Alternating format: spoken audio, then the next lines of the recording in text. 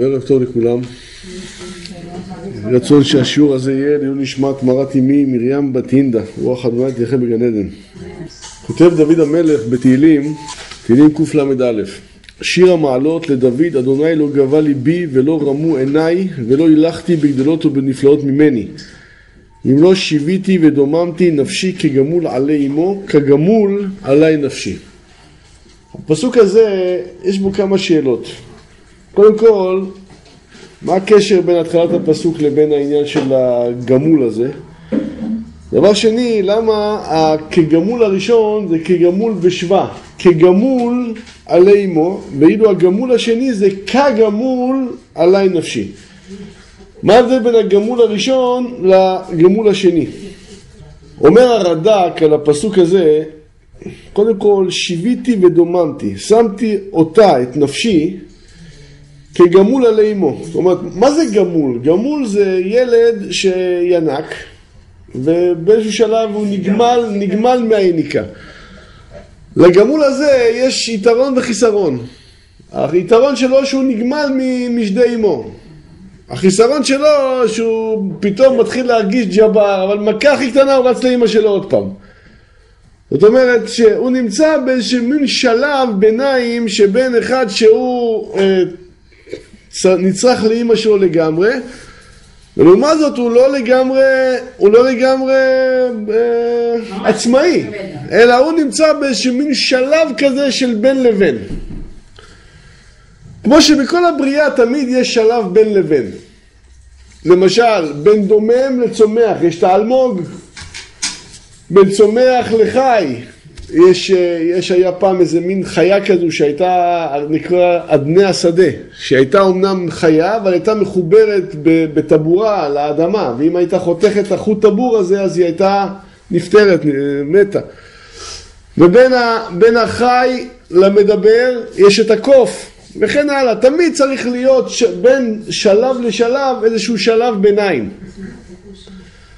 תכף נראה שבכלל כל השלב ביניים הזה הוא גם כן נמצא בעניין שבין המצב של נשמה לבין עצמה של בן אדם. הרי בהתחלה שהאדם הוא נולד, הוא נהפך להיות במצב שהנשמה נכנסת לתוך הגוף. ברגע הלידה עצמה, ידוע שיש איזה מלאך אחד שהוא מחכה שם, שנאמר לפתח חטאת רובץ. ברגע שהתינוק מוציא את עצמו מהרחם, בא אותו מלאך וסותר לו. הסתירה הזו יש בה עניין. זה מכוון לאמצע? לסתירה הזו יש עניין, כי סתירה זה חיבור בין היד לבין הפרצוף של מישהו, נגיד. כן, זה סתירה. אז אותו דבר, ברגע שהמלאך סותר לתינוק, כביכול נכנסת הנשמה לתוך הגוף. עד עכשיו הנשמה הייתה, כמו שכתוב, ונר דלוק מעל ראשו, היא עדיין לא ממש בתוך הגוף, אלא רק ברגע הלידה נכנס הנשמה לתוך הגוף. לכן באמת בתוך בטן האמא יש לתינוק איזשהו מצב שהוא לא מצב רגיל. מצד אחד זה כבר גשמיות, זאת אומרת זה כבר עולם הזה. מצד שני זה סוג של מצב שבו התינוק הזה אוכל ממה שאימו שאוכלת ושותה ממה שאימו שותה ורואה מסוף העולם ועד סופו ומלאך מלמדו את כל התורה כולה. זה מציאות אחרת לגמרי, כמו שכתוב שאין לך ימים טובים לאדם כמו הזמן הזה שבתוך רחם אמו. זה מצב לגמרי מושלם, ואין לו דאגות, אין לו בעיות. זה מצב שהוא בעצם הכי טוב שיש לאדם בעולם הזה. אבל זה עדיין לא עולם הזה. ברגע שהוא יוצא מהבטן של אמא שלו, הוא נכנס לתוך עכשיו כל הבעיות שיש פה בעולם הזה. פרנסה, מס ערך מוסף, מע"מ, תאונות, עניינים, מחלות, כל הדברים האלה, הכל נמצא מהרגע שהתינוק הזה יוצא מבטן אמו. ליתר דיוק כתוב, בעזרת אפיך תאכל לחם עד שובך אל האדמה אשר ממנה לוקחת. מה הרעיון פה? עצם האכילה הראשונה שהתינוק אוכל כבר מקרבת אותו אל מותו.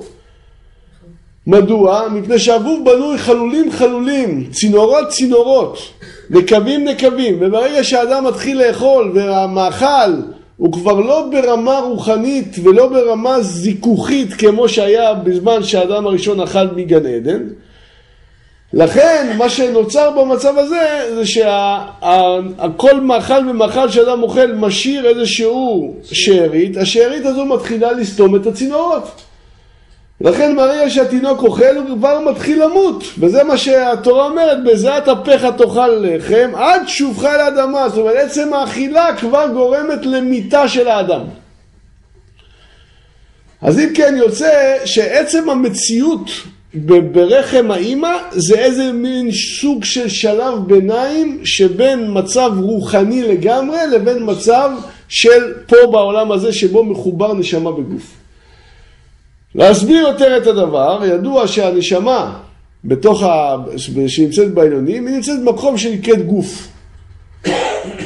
לא יבוא בן דוד עד שלא יכלו הנשמות שבגוף. זאת אומרת, יש איזה מין אשכול של נשמות, שזה שיעור בפני עצמו להסביר את האשכול הזה, איך האשכול הזה קשור לעניין של אדם הראשון. אדם הראשון היה בנוי מתרי"ג איברים, שמכל איבר בעצם יצאו 60 ריבון נשמות.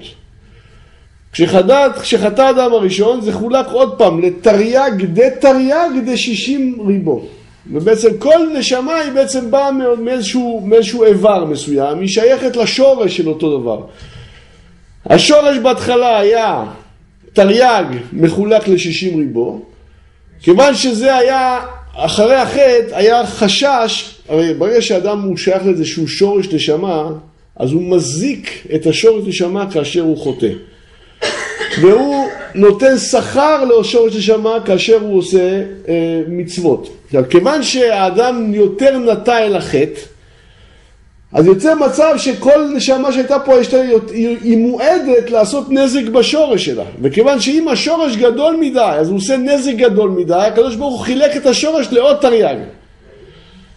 מדוע לא חילק לעוד תרי"ג? כי גם האדם צריך לקבל איזשהו מינימום נשמה שתהיה פוטנציאלית לגוף שלו, ואם יחלק יותר מדי לא יהיה מספיק כדי להפעיל את הגוף. לכן הקדוש ברוך הוא חילק את זה מספיק קטן כדי שזה ייתן פוטנציאל, ולא מספיק גדול כדי שזה לא יזיק בעניין של השורש.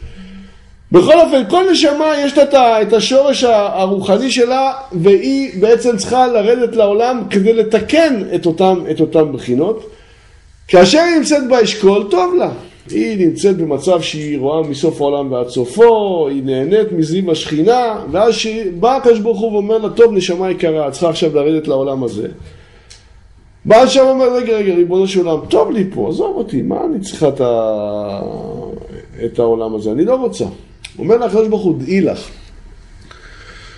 מהרגע שאת נבראת, לא נבראת אלא לכך. אין דבר כזה שאת תסרבי לרדת לעולם. למרות שבאמת לכאורה בעולם הזה נראה רע, ויש בו את הקשיים שלו וכו' וכו', אבל עם כל זאת, האפשרות שלך לצאת ממצב שנקראת עומדת, היא רק על ידי ירידה לעולם הזה.